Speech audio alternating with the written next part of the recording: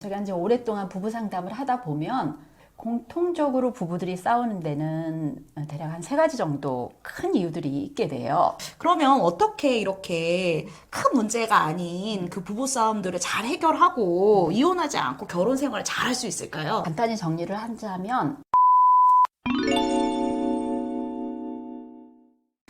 안녕하세요. 이혼 전문 변호사 최선혜 변호사입니다. 이혼에 대한 스트레스 지수, 강도는 얼마나 될 것 같으세요? 세계 각종 연구 결과에 따르면요, 스트레스 측정도에서 늘 탑 5 안에 듭니다. 인생에 있어서 스트레스 지수가 높으면 높을수록 행복하기가 어렵겠죠. 그래서 여러분들의 그 순간의 감정으로 이혼을 쉽게 결정하지 않으셨으면 좋겠어요. 그래서 여러분들도 인생의 가장 큰 스트레스 중 하나인 이혼을 경험하지 않길 바라는 마음에서 위기의 부부 상담만 20년 넘게 하신 전문 심리 상담가 신수경 선생님을 모시고 부부싸움의 원인 그리고 그 해결 방법에 대해 알려드리려고 합니다. 선생님 안녕하세요. 네, 안녕하세요. 간단히 소개 좀 해주세요. 예, 저는 2002년부터 상담을 시작을 했고요. 보통 이제 부부나 가족 상담 혹은 정말로 위기에 처한 부부들 상담도 했고 또 법원에서 가사조정위원으로 활동한 지가 지금 한 15년 정도 되니까 매일 집에서도 싸우고 나와서도 싸우는 부부들을 보는 일명 싸움자라는 상담사 신수경입니다. 네. 부부 상담, 특히 이제 위기의 부부 상담만 23년이면은 선생님께서는 부부 싸움 전혀 안 하실 것 같은데 안 하시죠? 좀 전에 제가 말씀드렸죠? 집에서도 한다고. 안 싸우면은 참 좋겠지만 네. 많이 싸우네요. 예, 싸웁니다. 네. 완전 부부 심리 전문가 이렇게 말씀드려도 과언이 아닌데 이런 전문가도 부부 싸움을 하는 이유가 도대체 뭔가요? 일단은 부부 관계라고 하는 것이 네. 친밀도나 이런 데 있어서 일반 관계와 좀 다르잖아요. 그렇죠. 예, 그러다 보니까 나는 내 배우자를 잘 알고 있다고 생각을 하거나 네. 혹은 우리는 굉장히 친하다고 생각을 하니까 안 싸울 것 같아 보이긴 하는데 네. 이제 계속 싸우게 된다는 거죠. 왜냐하면 일단은 이렇게 친밀한 관계고 내가 기대하는 바가 있기 때문에 네. 상대방에 대해서 감정적인 혹은 나를 이해해 주기 위한 이해해 달라는 네. 그런 기대가 일반 관계보다 굉장히 높아요. 네, 그래서 거기에다가 또 이렇게 부부 관계다 보니까 또 서로 의존하려는 경향도 굉장히 많겠죠. 그래서 상대방이 어떤 말을 하거나 행동을 하거나 이럴 때 내가 감정 상태가 좋고 내가 평안할 때는 그게 문제가 안 될 수도 있어요. 그런데 이제 그렇게 되지 않은 경우가 지속이 되면 그런 상대의 행동이나 말에 자신의 상징적인 의미를 부여하면서 이제 싸우게 되는 거죠.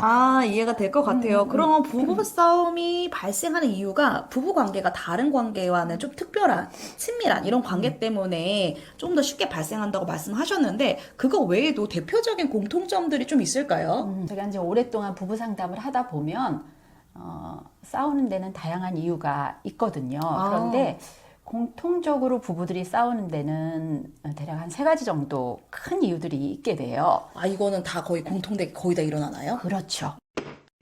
첫 번째 이유는 각자에게 있었던 콩깍지가 벗겨지는 거죠. 혹시 최 변호사님은 콩깍지가 쓰였다는 말 들어보셨나요? 알죠. 콩깍지가 씌이면 아무것도 안 보이고 다 좋게 보인다. 맞아요. 예. 그래서 콩깍지가 쓰이게 되면 이제 그렇게 주변 것들이 잘 안 보이게 되는데 제가 이제 상담을 할 때 부부들이 오면 제일 처음으로 묻는 게 뭘 묻냐면 선생님은 이 배우자분과 결혼을 선택하게 된 이유가 뭘까요? 라고 묻거든요. 네. 그러면 이제 여러 가지 이유를 이야기를 하거든요. 그런데 선생님 그러면 지금까지 사시면서 어떤 부분이 제일 힘들었냐? 그래서 여기까지 오게 됐냐라고 물으면 놀랍게도 내가 결혼을 선택한 이유들이 이혼까지 오는 혹은 갈등이 치닫는 그런 이유들이 된다는 걸 보게 되거든요. 아무리 콩깍지가 벗겨져도 그렇지 어떻게 그 결혼을 결심했던 사유가 좋았던 이미지가 이혼을 결심하는 그 부정적인 이유가 되는지 저는 사실 좀 이해가 안 가요. 그렇죠. 네. 그런데 이제 콩깍지 호르몬이라고 부르는 이 페닐에틸아민이라고 하는 게 우리 사람이 에게 있는 호르몬인데요. 네. 이 호르몬이 유통기한이 짧으면 6개월 혹은 길면 3년, 평균적으로는 1.7년에서 2년 사이라고 해요. 그래서 처음에 이제 결혼을 혹은 좋아한다, 결혼을 한다라고 할 때 이 사람에게 반했던 부분, 혹은 이 사람과 사랑에 빠졌던 부분, 이런 것들이 굉장히 이제 좋은 점으로 나한테 다가왔잖아요. 예. 근데 이제 점차 이 호르몬이 이제 줄어들게 되면서 소위 이 호르몬이 계속 나오면 죽을 수도 있거든요. 네네네. 그래서 얘는 이제 자동적으로 우리를 안전하게 만들기 위해서 좀 줄어들게 되는데, 그렇게 되면은 사실은 이전에 그 희미하게, 아까 희미하게 보였던 것들이 이제 분명하고 뚜렷하게 보이잖아요. 예. 그러면 굉장히 그게 이제 단점들로 다가오게 되는 거죠. 사실 그 사람이 변한 게 아니라 내가 못 봤던 건데 맞아요. 이제 보이기 네. 시작했는데 그것들이 다 단점으로 이렇게 보이는 건가요? 그렇죠. 혹은 내가 뭐 봤을 수도 있어요. 봤는데 크게 문제 삼지 않은 거죠. 저런 건 별 문제가 안 돼. 혹은 우리는 친하니까 결혼하면 내가 저거는 좀 바꿀 수도 있을 거야. 뭐 이런 것들이 이제 확신에 차 있게 되는 거죠. 예. 그리고 이제 두 번째는 이러다 보니까 내가 똑같은 사람, 혹은 그 사람이 했던 말, 혹은 그 사람이 했던 행동들이 보는 시각이 바뀌게 되겠죠. 예. 예, 혹은 나의 기억이나 내가 생각했던 것들이 달라지는 거예요. 그런데 우리는 흔히 이 상황이 되면 내가 달라졌다고 생각을 하는 게 아니라 상대방이 틀렸다라고 생각을 하죠. 그 두 번째 싸우는 이유는 상대방이 틀렸다고 생각하는 데 있나 봐요. 맞습니다. 예, 왜냐하면 이렇게 틀렸다라고 생각을 하면 내가 그 사람 틀린 걸 바꿔줘야 되잖아요. 그렇죠, 그렇죠. 그러니까 어떻게든 그 사람을 설득을 하려고 하죠. 예, 그래서 다름을 인정하지 못하고 이 틀린 것을 내가 어떻게든 수정해 주려고 하니까 그 누군가를 설득하는 게 쉬우신가요? 어렵죠. 네. 매우 어렵고 제가 막 보면은 그냥 현실 부부들이 보면 맨날 그 상대방을 그렇게 바꾸려고 그래요. 그럼 제가 오히려 설득을 하거든요. 그 사람은 이런 사람인데 그 사람 노력을 좀 인정해줘라. 네. 근데도 여전히 언니는 나를 이해해주지 못한다면서 계속 바꾸려고 하더라고요. 그 시각을 갖는 게 사실은 굉장히 필요하거든요. 네. 그리고 이제 요 단계에서 조금 더 나가면 세 번째로 상대방이 하는 말을 못 들어요. 못 들어요? 네, 상대방이 하는 말을 못 듣거나 혹은 상대방이 하지 않은 말을 했다라고 생각을 하는 거죠. 어떻게 그렇게 하는지 잘 이해가 안 가요. 그렇죠. 예. 몇십 년 됐나? 혹시 화성 남자 금성 여자 뭐 이런 예. 책 알죠. 아시죠? 예. 그것처럼 저 사람이 하는 말을 그대로 안 듣고 왜곡하다 보니까 그 사람이 한 말을 다르게 듣는 거고요. 네네. 어느 때는 그 사람이 하지 않은 말을 내 생각에 덧붙여서 이렇게 말했다고 생각을 하는 거죠. 저는 약간 이해가 돼요. 사건을 하다 보면은 이 사람이 저한테 이렇게 행동을 했어요라고 물어보면 그 구체적으로 어떤 예시가 있냐고 물어보면 그런 말을 안 했더라고요. 근데 본인이 이 사람은 그런 의도로 그렇게 행동한 거라고 맞아요. 이렇게 얘기를 네. 꼭 하세요. 그게 굉장히 중요한 지점이거든요. 그래서 이렇게 세 가지, 대략적으로 세 가지 큰 틀로 싸우다 보니까 사실은 이게 반복이 되면 나의 부정적인 사고는 늘어날 거고요. 상대방이 나한테 전적으로 맞춰준다면 또 이런 부분들이 해결될 수 있는데 그게 안 되니까 거의 안 되죠. 네, 이제 막 짜증나고 막 미워하고 뒤에는 이제 막 분노에 가까운 이 정도가 되면 이제 안 되겠다, 법원에서 만납시다 뭐 이렇게 되는 거죠. 그래서 많은 사람들이 어떻게 얘기하냐면 네가 어떻게 나한테 이럴 수가 있어?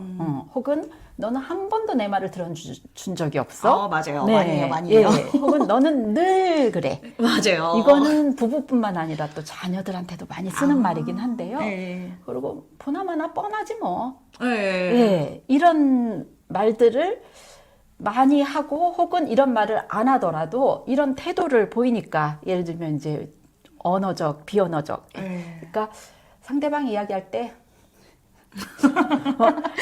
재판하시다 보면 많이 있죠. 우리 조정 현장에서 볼 때 막 이게 규칙이다라고 이야기해줘도 사람들이 이제 알았습니다 그러고 정말 1분 안 해요. 뭐 이런 거 많이 하거든요. 그러니까 말은 안 해도 너는 그렇게 할 거야. 네가 말하는 건 내가 믿을 수가 없어.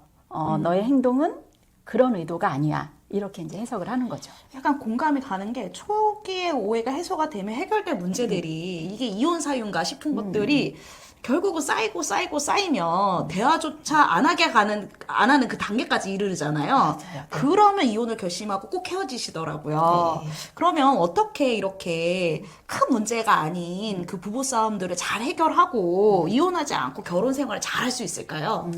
그건 이제 간단히 정리를 하자면 정말로 사랑에 빠져서 어찌할 수 없을 때에는 큰 문제가 없을 수 있는데 네. 그게 거치는 시간이 분명히 온다. 그러니까 그 이후에 어떻게 내가 상대방을 이해하고 상대방과 그 관계를 맺어야 되는지를 첫째는 고민을 하셔야 될 것 같고요.